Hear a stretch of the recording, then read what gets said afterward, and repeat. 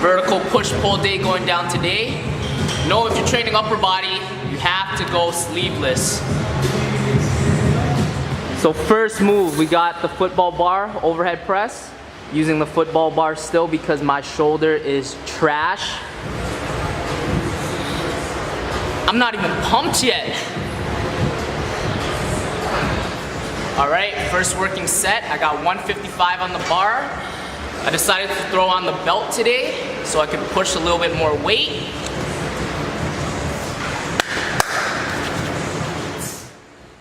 So first pair, we got overhead press and weighted chin-ups. We're gonna be alternating back and forth between the two exercises until we get 5 sets of 6 for each one. That was heavy. Okay, second move, I got weighted chins. So I got on 55 pounds. So this is not a superset between the two moves. I'm doing one move, I'm resting 2 to 3 minutes, then I'm moving on to the second move. Then I take the same amount of rest, and I go back to the first move. I keep repeating until I get 5 sets for each. So that first set for the overhead press was tough. So I've been using, I think 140 without the belt. So I upped it 15 pounds, but that might be too big of a jump.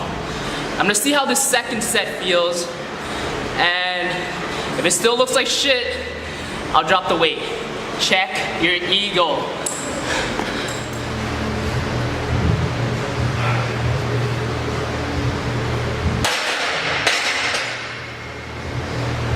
Okay, that one felt a lot better. I swear this is not even helping. So I have a prong insert belt and a lever belt.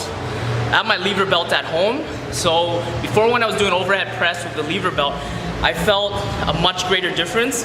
The prong is really not helping me because with the lever, it's more stiff, especially vertically, which your torso has to be in when you're overhead pressing.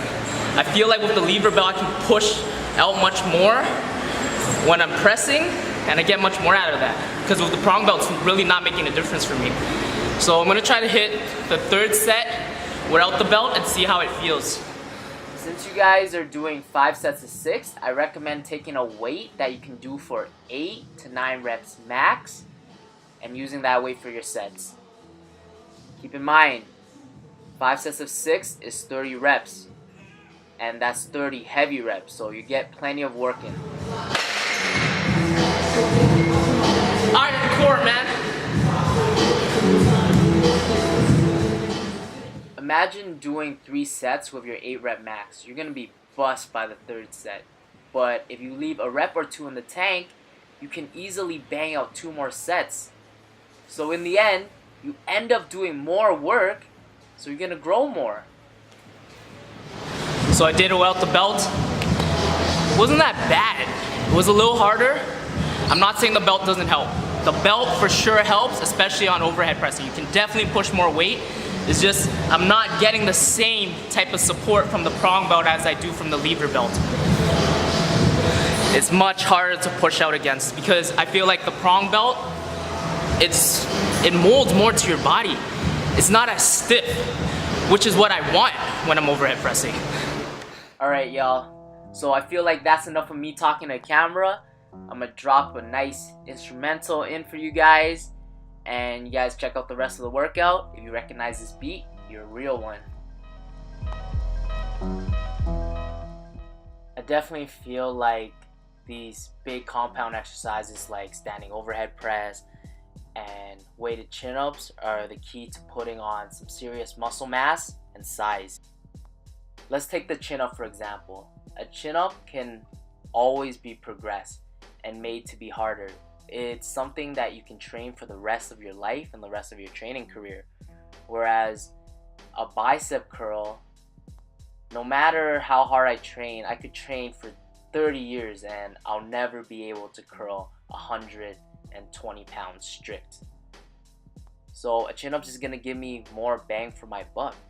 I feel like you don't need to go to the gym and do 3-4 different bicep exercises.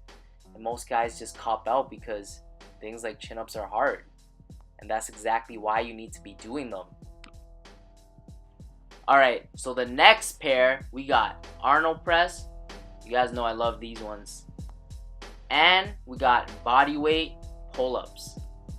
For both moves, we are doing 3 sets of 10 to 12 reps. If you don't like the Arnold Press, feel free to do regular seated dumbbell shoulder press. So the weighted chin up hits my upper back and biceps super hard. So by this point, I'm pretty smoked, so the body weight pull-ups are more than enough. I switched up my grip to one where I get more emphasis on my lats. The back has many different muscles, so you gotta hit it with a wide variety of grips and angles. So if you guys can't do weighted chin-ups or even body weight pull-ups, feel free to use a lat pull-down machine and just do one grip for the first pair of exercise and switch up the grip to hit something else for the second. So personally, I would use an underhand grip to simulate a chin-up on the first exercise, and then I'll switch to a wider overhand grip to simulate a pull-up for the second. Or you can even use a close grip neutral grip. So the next exercise, we got a plate front raise and a dumbbell pullover.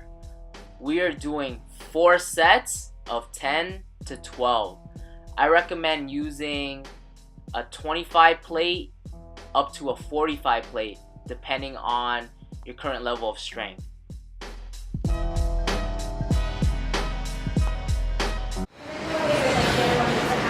Okay, so how you do the pullover is keep a slight bend in your arm right here. Let it come back and stretch your lats. Once you get it over, back of your lats, you're gonna flex your pecs in at the top. This works both the lats and the pecs, all in one move. It's a bodybuilding classic. So when you're doing the front raise, you want to hold the plate at 10 and 2, like you're driving, and have that slight bend in your arm at all times. This is going to target the front delt more. I find if you hold it right at the side like this, it gets too much of the pecs involved. We're trying to just isolate the front delts. Look at those stretch marks. That means I'm making gains. So I've always done plate front raises. I've actually never done dumbbell front raises. The main reason being is when I first started working out, the plate front raises was one of the first shoulder moves that I was introduced to. So I kind of just ran with it ever since then. Here's a tip for you guys. If you guys want to get more of your traps in the front raise, try raising it right over top of your head. In this video, I'm not doing that. I'm just going to my nose. But if you guys want to hit the traps more, try that. Alright guys, so I think I'm going to wrap this video up. I hope you guys enjoyed it. Hope you guys learned a thing or two. Definitely give this workout a try and let me know how it went for you. Alright, so you guys know the drill by now. If you liked the video, please give it a like. Feel free to leave a comment, give me some feedback, share it with 2 friends, get those 2 friends to share it with 2 friends. Until the next video, I'm out. Peace.